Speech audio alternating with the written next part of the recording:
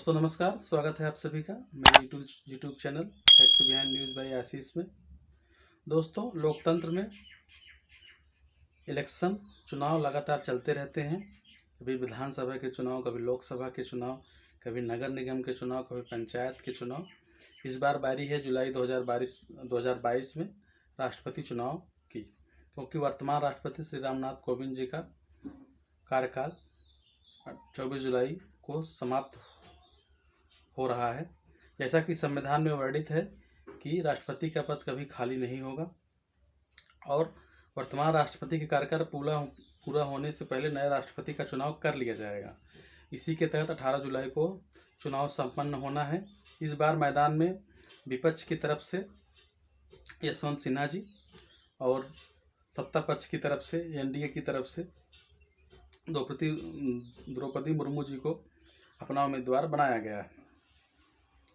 Number game में आंकड़ों के खेल में एनडीए कहीं न कहीं पीछे हो रही थी, लेकिन महाराष्ट्र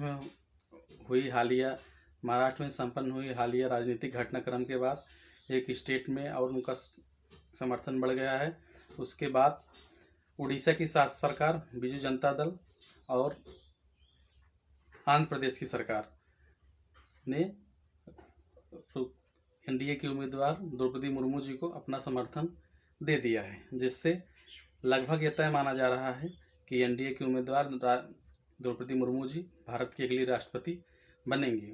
हालांकि विपक्ष के उम्मीदवार यशवंत सिन्हा भी देश के जाने माने चेहरे हैं, राजनीति के काफ़ी दशकों से राजनीति करते आ रहे हैं।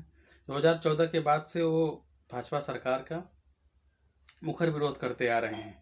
उनकी नीतियों पर, उनकी तमाम कार्य योजनाओं पर लगातार सवाल उठाते हुए इस बार वो राष्ट्रपति चुनाव में खड़े हुए हैं। उनका ये कहना है कि मेरा राष्ट्रपति चुनाव में खड़ा होना अपने आप में एक लड़ाई लड़ना है, क्योंकि मैं जानता हूं कि मैं जीतूंगा नहीं और मैं हमेशा से गलत नीतियों का विरोध करता आया हूं, इसलिए मैं राष्ट्रपति चुनाव में खड़ा हुआ हूँ। दोस्तों, भारत का राष्ट्रपति भारत का प्रथम नागरिक होता है। संविधान में राष्ट्रपति जी को तमाम अधिकार दिए गए हैं, चाहे वित्तीय अधिकार हो, चाहे संवैधानिक अधिकार हो, चाहे आपातकाल से संबंधित अधिकार हो। और भारत का राष्ट्रपति तीनों सेनाओं का प्रमुख भी होता है।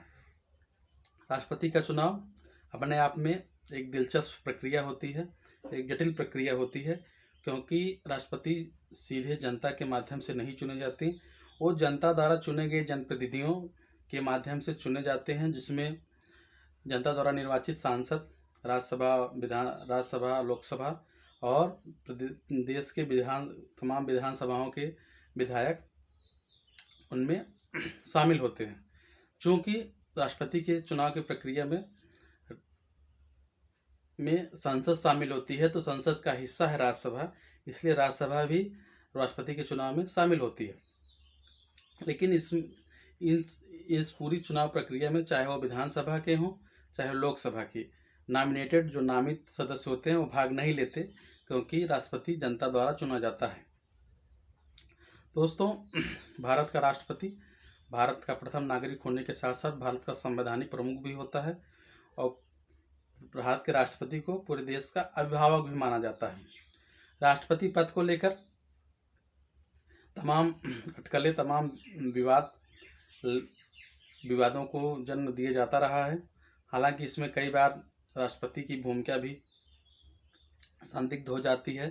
तमाम राजनीतिक परिस्थितियों में कई बार आरोप लगते रहते हैं कि राष्ट्रपति रबर स्टाम्प है, राष्ट्रपति कुछ बोलते नहीं। जैसा कि यशवंत सिन्हा जी द्वारा इस समय कहा गया कि राष्ट्रपति को रबर स्टाम्प बन के नहीं रहना चाहिए, क्योंकि वो अपने दायित्वों का निर्वहन नहीं कर पाएंगे। लेकिन दोस्तों, राष्ट्रपति की सलाह के लिए, राष्ट्रपति की सहायता के लिए प्रधानमंत्री के नेतृत्व में एक मंत्रिपरिषद भारत सरकार के रूप में कार्य करती है। भारत सरकार के सभी कार्य राष्ट्रपति के द्वारा हस्ताक्षरित होते हैं और राष्ट्रपति द्वारा ही किए गए माने जाते हैं। संविधान ने जहाँ पर राष्ट्रपति को शक्तियाँ दी है, वहीं राष्ट्रपति पर कुछ नियंत्रण भी लगाए हैं कि राष्ट्रपति कहीं अपने मन से, अपनी स्वेच्छा से अनियंत्रित न हो जाए और हमारा लोकतंत्र, गणतंत्र, राजशाही में परिवर्तित या तानाशाही में परिवर्तित न हो जाए। इसी तरीके से प्रधानमंत्री और मंत्रिमंडल मंत्रिपरिषद के ऊपर भी तमाम प्रतिबंध लगाए गए हैं कि उनको राष्ट्रपति की सलाह लेना आवश्यक है और राष्ट्रपति को उनकी सलाह मानना आवश्यक है। दोस्तों, इस बार का जो चुनाव है राष्ट्रपति का, हालांकि ये स्पष्ट रूप से अटकलें लगाई जा रही हैं कि एनडीए के प्रत्याशी द्रौपदी मुर्मू जी का जीतना तय माना जा रहा है और द्रौपदी मुर्मू जी देश की पहली आदिवासी महिला राष्ट्रपति होंगी अगर वो चुनाव जीतती हैं, जो कि उनका जीतना लगभग तय माना जा रहा है, क्योंकि अभी तक आदिवासी समाज से, आदिवासी तबके से कोई भी व्यक्ति राष्ट्रपति के पद पर नहीं पहुंचा था। इस बार एनडीए ने उनका अपना प्रत्याशी बनाया हुआ है। कई दशकों से द्रौपदी मुर्मू जी सामाजिक जीवन में हैं, राजनीतिक जीवन में हैं और राज्यपाल भी रह चुकी हैं, मंत्री भी रह चुकी हैं, विधायक भी रह चुकी हैं। यहाँ तक पहुँचने के पीछे उनका बहुत बड़ा अपने आप में संघर्ष है, बलिदान है, त्याग है। दोस्तों, 18 जुलाई को संपन्न होगा राष्ट्रपति का चुनाव। उसके बाद उसके नतीजे आएंगे और उसमें तब फाइनल निर्णय होगा कि कौन बनेगा देश का अगला राष्ट्रपति।